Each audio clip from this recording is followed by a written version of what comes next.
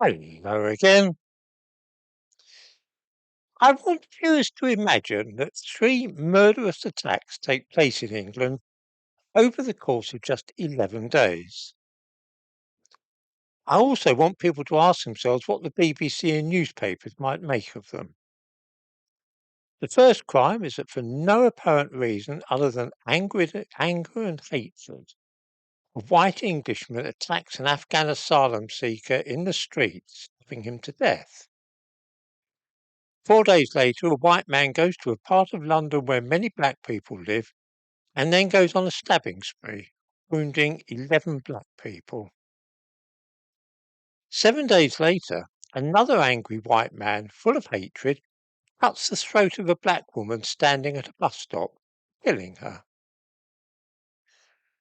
There is no discernible motive for these attacks other than anger and hatred.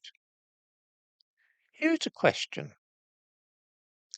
How long do you think it would take before somebody labelled these offences as being racially motivated crimes? I mean, white Englishmen attacking black people and asylum seekers, that has to be something that's picked up on, no? One remembers the death of Stephen Lawrence in 1993, which was a watershed in both race relations and policing in this country. This is incidentally the last time which I can remember a white person launching a savage attack on a black person on the grounds of skin colour. What we have been seeing over the last couple of years, though, are ferocious attacks resulting in a number of deaths, attacks carried out by black people against white people. Obviously, Axel Rudakabana springs to mind, but also Valdo Kalakane, who stabbed to death three white people in Nottingham 2 years ago. There are two curious features which we see with these attacks by black people and the occasional asylum seeker carried out against white people. The first is that there is usually no apparent motive other than hatred. The assaults are not in the furtherance of theft or for some political reason or personal animosity.